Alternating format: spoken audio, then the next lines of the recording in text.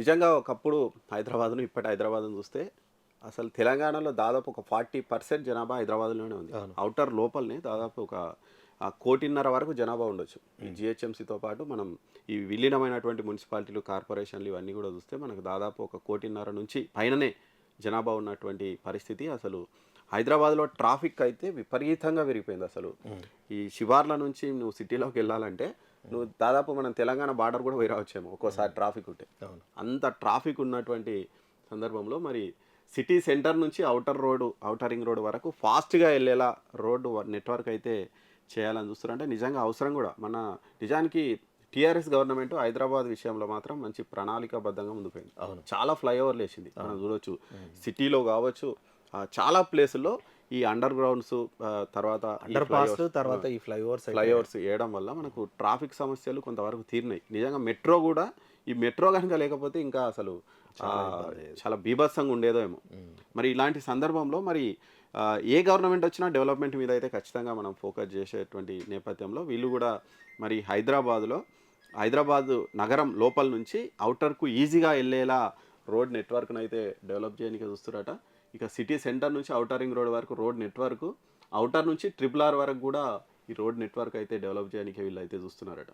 మరి ఇక్కడ చూడొచ్చు. ఇక దానికి సంబంధించి ఇక్కడ మనకు మొత్తం కూడా కనిపిస్తుంది ఎక్కడెక్కడ చేస్తారు ఏంటి అనేది. ఇక్కడ చూస్తే ఇక్కడ మనకు నిజంగా ఒక ఫస్ట్ ఇన్నర్ రింగ్ రోడ్ ఉంటుండే సిటీలో. ఇక్కడ మన ఈ ఉప్పలు, ఈ సికింద్రాబాద్ ఇవన్నీ కూడా కలిసి ఒక ఇన్నర్ రింగ్ రోడ్ ఉంటుండే. ఇది మొత్తం ఫుల్ అయ్యే వరకు ఒక ఔటర్ రింగ్ రోడ్ వేసారు. ఇప్పుడు ఈ ఔటర్ మీద కూడా అసలు ఫుల్ అయిపోయింది. RRR వస్తుంది. ఇప్పుడు నెక్స్ట్ RRR వస్తుంది. కానీ ఇప్పుడు ఈ సిటీల నుంచి ఇక్కడికి పోవాలంటే మనకు ఓ 3 గంటలు పడుతుందేమో. ఈ మెయిన్ సిటీ నుంచి ఇక్కడికి రావాలంటే మంచి ట్రాఫిక్ టైంలో 2 గంటలు 3 గంటలు పడుతుంది. మరి ఈ సమస్యలు తగ్గించడానికే వీళ్ళు రోడ్లు వేసేటువంటి పరిస్థితి అయితే ఉందంట. దానికి సంబంధించి ఇక్కడ కనిపిస్తుంది మనకు. ఇంకా సికింద్రాబాద్ నుంచి ఔటర్ రింగ్ రోడ్ వరకు కూడా కలుపుతూ ఎలివేటెడ్ కారిడార్ కూడా ఏర్పాటు చేసేటువంటి నేపథ్యాన్ని అయితే పరిశీలిస్తూ ఆల్రెడీ పనులు కూడా ప్రారంభమైనాయట. హైదరాబాద్ కరీంనగర్ మార్గంలో సికింద్రాబాద్లోని పెరేడ్ గ్రౌండ్ నుంచి షామీర్పేట్ వరకు, వెస్ట్ మారేడ్పల్లి, కార్ఖానా, తిరుమలగిరి, బొల్లారం, అల్వాల్, అకింపేట్, తూంకుంట మీదుగా 18 కిలోమీటర్ల మేర ఎలివేటెడ్ కారిడార్ను కూడా ఏర్పాటు చేస్తున్నటువంటి పరిస్థితులు ఉన్నాయి. ఇక మళ్ళీ షేక్పేట్ నాలా నుంచి కూడా city centre, assembly, లకీర్కాపూల్, మాసప్ tank, Medipatnam ప్రాంతాల నుంచి ఔటర్ రింగ్ రోడ్ వరకు కూడా వెళ్ళడానికి టోలిచర్ ఫ్లైఓవర్, షేక్పేట్ ఫ్లైఓవర్ మీదుగా రాయదుర్గం, గచ్చిబౌలి వెళ్ళడానికి అవకాశం ఉంది.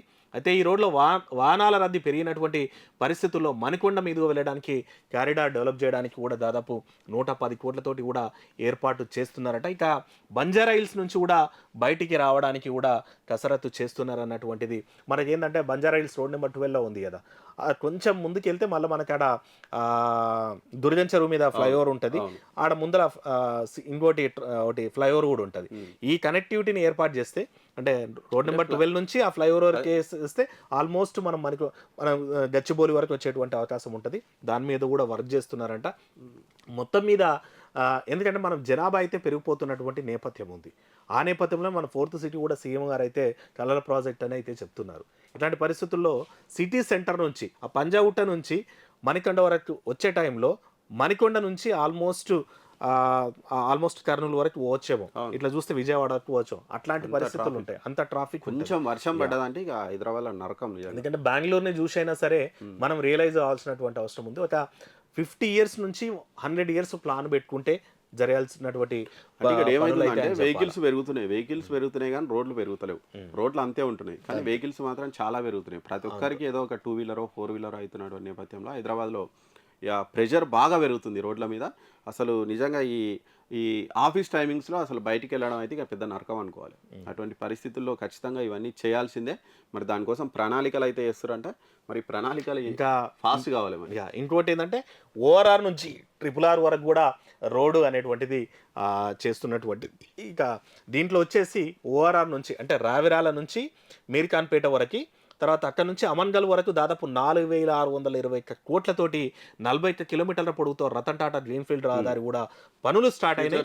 సో ఫ్యూచర్ సిటీ కోసం అనేటువంటిది స్టార్ట్ అయినటువంటి పరిస్థితులు. ఈవెన్ ఆల్మోస్ట్ అమన్గల్ వరకు కూడా పోతుంది అన్నట్టు. అది అమన్గల్ వరకు కూడా పోతుంది. ఈ రావిరాల జంక్షన్ నుంచి మీర్ఖాన్పేట నుంచి అమన్గల్ వరకు కూడా దాదాపు 4,600 కోట్లతోటి కూడా పెద్ద లైన్ అయితే అవుతుంది. సో అంటే ఎందుకంటే ఆల్మోస్ట్ ఈ ట్రాఫిక్కి మనం మొన్న చూసిండే ఏదో న్యూస్లో గచ్చిబౌలి దగ్గర 2 కిలోమీటర్ల ఎగ్జిట్ దగ్గర టోల్ గేట్ ఎగ్జిట్ దగ్గర 2 కిలోమీటర్ల వరకు ట్రాఫిక్ అంట అవుటర్ రింగ్ రోడ్లో.